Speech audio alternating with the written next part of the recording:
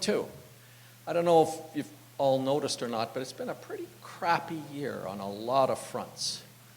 One thing I can tell you with certainty, though, is for the team at LSpark, our local accelerator, it's been anything but crappy. They have been going 100 miles an hour, and the executive managing director of LSpark, Leo Lax, is going to tell you about some of the things that you may not even realize have been going on through the course of 2022. Leo, please join us.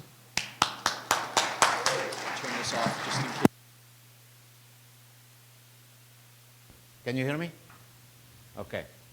I'm going to use my $3,000 notepad that you can buy for $10 at local Staples. It's only used for taking notes, but it serves me. So I can tell you what we are doing. So first of all, my name is Leo Lax, and together with Pat White, we started LSpark a few years ago with the idea that we could compete with Y Combinator, because we thought that there were a lot of Canadian entrepreneurs who actually chose to go to California to start their company instead of doing it right here. A few years since then, we're still trying to compete with Y Combinator. There is still 10 to 15% of the intake each year at Y Combinator is with Canadian entrepreneurs. I think it's a failure of our ecosystem that happening. We are trying to do what we can to, if you will, stave the tide, but life goes on. So COVID hit us, and the past 3 years went by a flash. Nobody knows what happened. The world kind of collapsed. What's interesting that from a startup point of view, things were either extremely good or extremely bad. It was really a very, very binary situation. Many of the companies that were in an online economy, whether they were in e-commerce, they were SaaS companies, they went into a boom mode where the number of customers that asked for their services significantly exceeded their capacity to serve, and were struggling with that level of growth. And then on the other side, companies that were in the service industry, who were serving the hospitality, travel, and all the areas that you're familiar with, were actually went from whatever revenue had to zero revenue for a long time. So what that created was a demand for the kind of services that we normally provide at LSpark, because it was not business as usual. There was no usual. We could not take something that somebody learned yesterday and apply to what was happening in the past 2 years. Hopefully, that's over. October has started, and from now on, as somebody told me, as of October 1, we are back to normal, quote unquote. So, let me tell you what we've been doing. I'm with you. Yeah, totally, absolutely. And back to normal means that we can have this kind of a networking event. We can have an ability to actually meet with each other face to face, and actually not only see each other once in a while on an appointment basis, but actually have these unintended collisions, which are so important to actually create the creative process that all of us in the startup business would like to have and actually implement whenever the success comes to us. So this year has been, again, a booming year for us, and that has been the same as the past 4 years. We have grown about 300% since COVID hit, for better or for worse, and we're trying to keep our growth down. We are not a growth-oriented company, as you know. We are just helping accelerate companies in order to actually put them on a trajectory that they can take on themselves and move on to the next level, because it is one of those crazy things in the market. A lot of our other accelerators are what I would call fire and forget type of accelerators. You enter the accelerator, you get a huge amount of injection of support, they help you, they talk to you, and when it's finished, goodbye to you and you no longer exist. And that is such a travesty, because these entrepreneurs have just entered their life, they've just become visible in the market, and suddenly there is no more support going forward. We are trying to changed that because we actually support our alumni. And we have over 100 companies in our alumni right now. And we, on a regular basis, talk to them somewhere between once a month to once every 2 months, in addition to engaging with them one-on-one on an as-required basis. So those of you who know what we do, we are a hands-on accelerator. Our cohorts are relatively small, between 4 and 10 companies per accelerator. And we match each acceleration cohort, each company, with a dedicated mentor for the entire 6 months period. So it's not like every month you meet another mentor who you have to tell him again what you've done and how you're doing it, and explain why you're doing it and so on, but actually go with that same mentor through the entire period, help you actually grow the business and move ahead to the next step. So, what have we been doing this year? So we have run, so far, we are running right now 6 accelerators simultaneously. Each one has a certain space in our ecosystem. Some of it has come naturally or organically because people have said, we'd like you to do this. Some of them came to us because companies were interested in injecting some innovation into their ecosystem. And some of them come in because we started something and we keep on trucking and getting some success. So let me cover some of these accelerators so you get a sense of what the Canadian entrepreneurial system does actually have. And we should actually hope nurturing them so that they can actually succeed going forward. So I'll start out with an accelerator that we are running together with Queen's University for the Kingston area entrepreneurs for women-founded companies only. This year's accelerator has 10 companies in it, and they are being mentored over a period of 5 months to help them get their business from where they were when they started to expand their views and be able to feel sufficiently confident to take on the next phase in their growth. And some of them grow from owner-operators to becoming a small company with 5 or 10 employees. Some of them are at that point and are now taking on the next level of expansion where they are now starting to serve not only their friends and those who they know, but also some strangers. And some of them are actually growing so fast that they are actually looking at expanding their business well beyond the, I'll call it the regional environment, which many of them have. We have 10 companies today. They are about to graduate week after next. We've been working with them for 5 months. And it's amazing what you can get from them because the passion and excitement that comes from them is also, of course, part of why we are doing it because it reflects on us as well. The other accelerator is our bread and butter, our SaaS accelerator.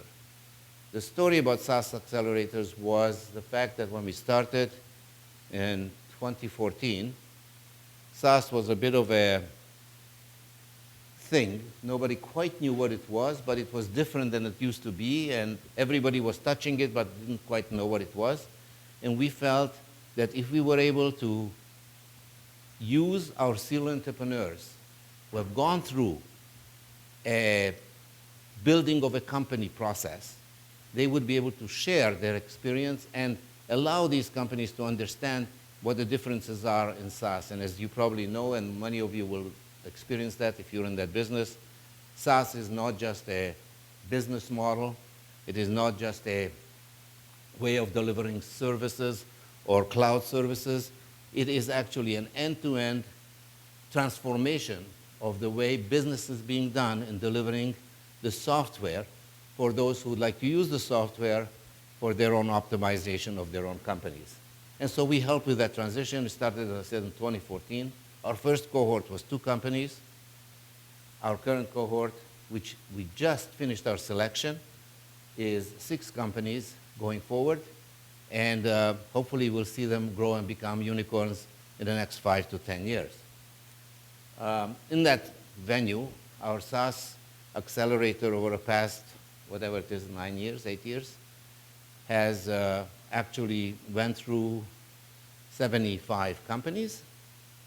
Out of those, 8 companies have exited in multiple hundreds of millions of dollars in exit in total. Some have generated both wealth for their founders as well as their shareholders. About another 15 or 20 of them are doing extremely well, having raised over $50 to $100 million through the process between the time they joined us and now. And about half of them are still struggling, trying to figure out which way is up, which is, by the way, not an unreasonable relationship in a portfolio type environment. We think we're doing okay. If we were to be a fund, which we are not, our IRR, if you will, would be somewhere in at 22%, which would put us in the top 10% of the funds in Canada. But we are not a fund, and therefore this discussion actually doesn't make any sense, except for PR purposes. So we are also doing something different than many others. We work with corporations. These are large global corporations who, for some reason or other, would like to inject innovation into their business. They themselves are innovative companies, but by being large and being global, have a challenge in being able to respond to the changes in the market in the same rapid fashion as a startup would. So they're looking for ways of engaging with startups without killing them, because of course that's easy to do if you're a big company. I'll give you a kind of a story. One of my first companies that I was involved in fact, the very first company that I was involved in, a company called Norpac here in Canada, we were, at that time, 11 people in the company, and we were invited to a meeting with IBM down in in New Jersey. And we went down there, so 3 of us went down there, and we arrived, and there was this meeting with 16 people around the table. So we entered the room and we walked away because that was surely could not have been our meeting. I mean, we were just, well, it turns out that that was IBM. And in order to just say hello to them and be able to describe what we did, we had to describe it to the legal people, to the HR people, to the people who were involved in the product, the people who were involved in the market, the people who were involved in the IP, and on and on. Each one of those had some say in what we were doing. And the 3 of us actually, after about 2 hours of talking, just said, this is not going to work. There's no way we can engage with them. So LSpark is acting as a connector, or as a way of ensuring that this fast-paced life that an entrepreneur has when they start a company, where they expect things to change on a month-by-month basis or week-by-week basis, can be interfacing into a large corporation whose cycle, if they are really, really killing themselves going rapid, is once a quarter. So that interface is challenging, and what we do is we act as that way of matching, if you will, the fast-paced capabilities of startup with a more global reach, but slow pace of very large companies. So I'd like to talk to you about Calian. Calian is an Ottawa-based company. Everybody knows who Calian is. Calian is a hugely successful company. You know, you'd be surprised how big they are. They're huge. They've got a lot of interesting sections and divisions. Their MedTech division is a fairly large portion of their business, and they have a product that interfaces the hospital information systems with other companies who'd like to use the information in the hospital for the benefits of patients, practitioners, doctors, and so on, who are outside the hospital. Those of you who are in that business know that that interface is hugely painful. The HIS, the hospital information systems, are run by monolithic companies, and I mean monolithic, like IBM-style size companies. They are not open. They are not interested in engaging easily with others except their own ecosystem, and even less so with startups who are going to just muck around and mess them up and ask questions and bother them and actually increase their revenue by 0.0000001% of their total billion-dollar revenue. So why would they bother? But Calian wanted to do that because their customers wanted that interface. However, they could never figure out how to make that process work because their pace of engaging and their structure internally required a formal process for figuring out what you do, how you're going to get done, what the interface is about. So they asked us whether we could help. We recruited 12 companies who've actually, out of about 60 that we reached out to, who were interested in providing their services to the practitioners in the hospital and having those practitioners' services be made available to patients outside the hospital. And we all understand how that works, and COVID has facilitated the transformation because the world had to be virtual, but the hospitals remained isolated in their environment.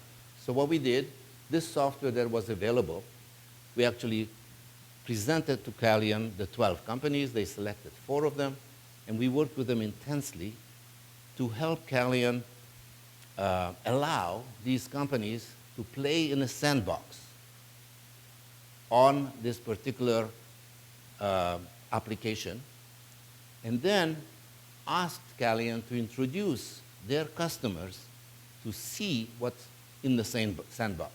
So nobody's touching real stuff, nobody's touching real customers, nobody's touching real patients. Everything is safe. But over a period of 5 months, we had all 4 companies deliver working applications that allowed patients outside the hospital to use the facilities that were available in the hospital, which up to now were considered sacrosanct and could never be seen. Now, this was all 4 months, 5 months. We then demonstrated that capability through a showcase, which allowed Calian to bring their customers on a 300-person kind of a show and tell, see the opportunities, and 2 of those companies are now selling their products to hospitals, and the other 2 are working on it but not quite there. Those 2 customers that are now selling their products and are being used in the hospitals would have taken, I don't know, 2, 3, 4 years to even just say hello. So that created huge benefit for the SMEs, the small companies, and for Calian. It showcased to their customers, A, that they are agile, they are good at responding to their requirements, and are actually offering them services that were not available before are available now. So that's one example.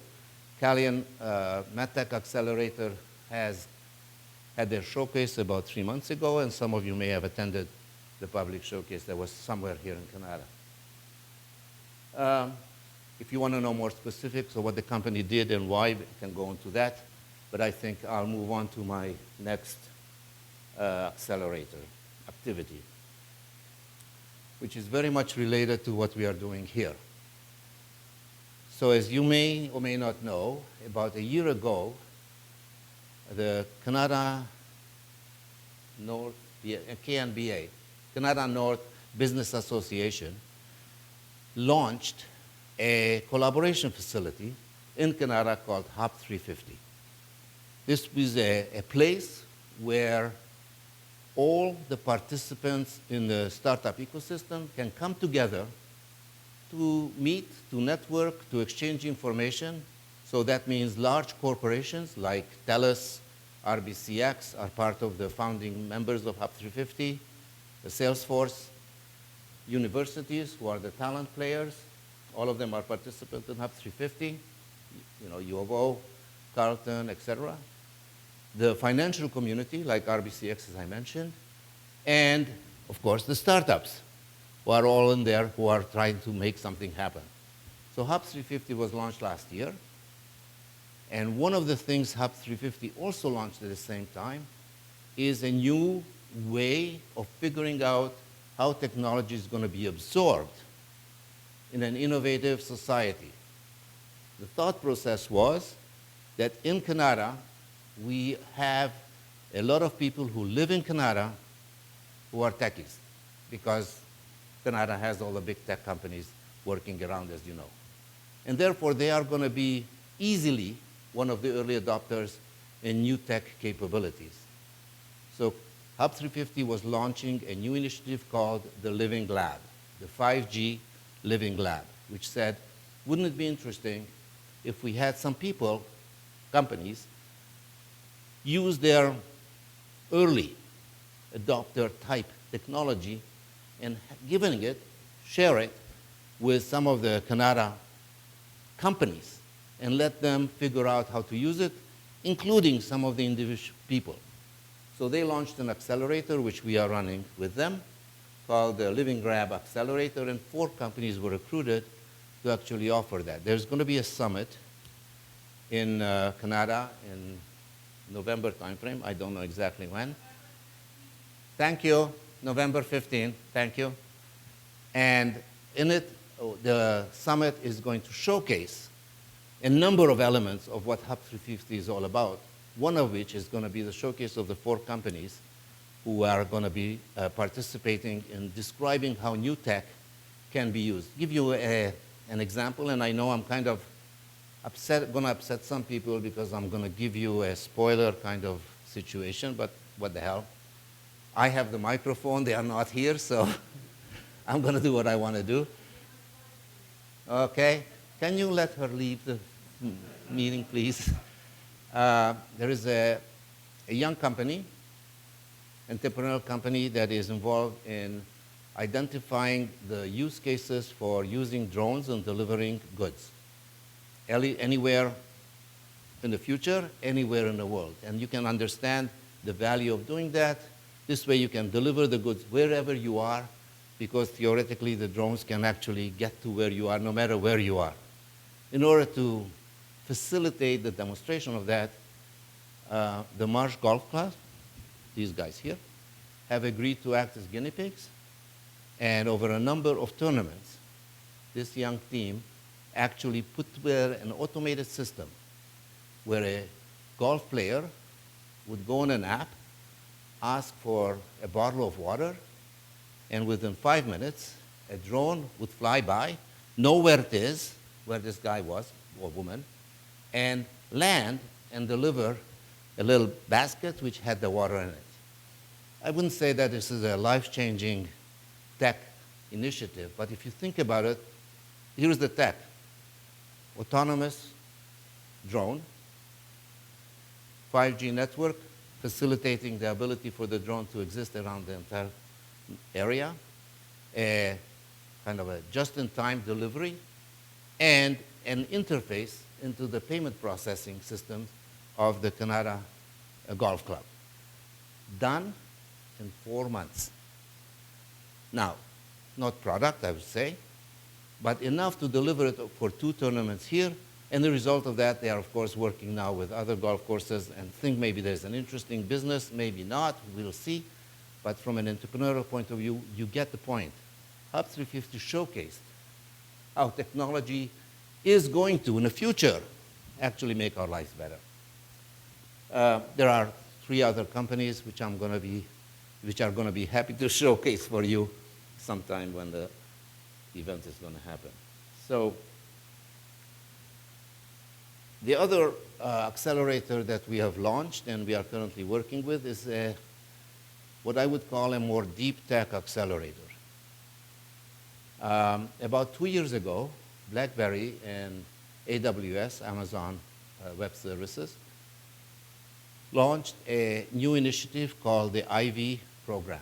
The Ivy program is a software toolkit that is designed, put in place by BlackBerry and AWS, that interfaces into the vehicles that we all drive in the future, so that the sensors in the vehicle can actually communicate in a prescribed and standard way for those who would like to consume that information for a variety of other benefits. Give you an example, could be for purposes of safety. There is a thing called ADAS, which means automated driver-assisted systems. This is the stuff that, you know, when you drive too much to the left, it pings you if you have one of those vehicles that does that. Or keeps track of the vehicle ahead of you so that if you have cruise control, you always go the same distance. This is yesterday's technology. Imagine that every sensor in the vehicle that measures your oil, your gas, the temperature in your cabin, the seat pressure on the people who are sitting, the lights, the temperature outside, whether it's raining, whether it's cold, whether the roads are slippery, all of those sensors will now feed into a little computer, edge computer it's called, on the vehicle. That sensor information is massaged by this computer, sent to the cloud. Usually, in this case, it's going to be through a 5G network because it requires an always connected environment and low latency applications. And then once it's in the cloud, quote unquote, all of us who get permission can access the data to do whatever we'd like to do with them.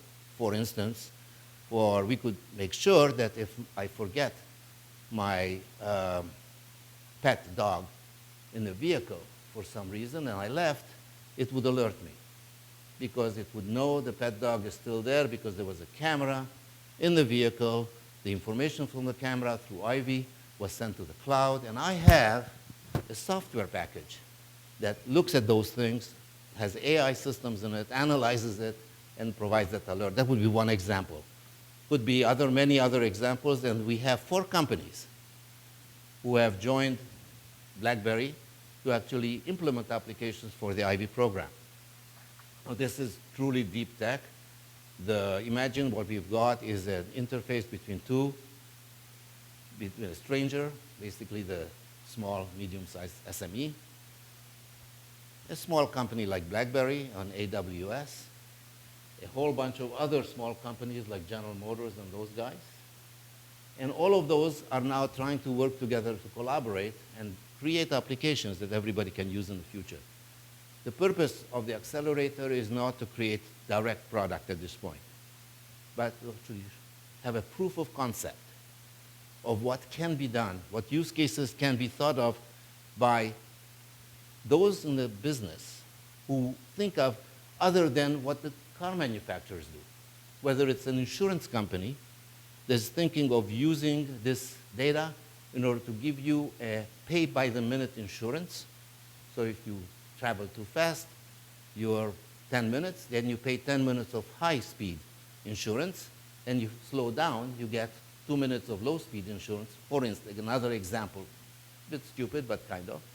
Or if you brake suddenly, it would alert somebody that, look, something has happened there, and the cameras would be turning on to find out why did you brake suddenly. Is it something that you did, something that's obstructing your view, would be safety-oriented.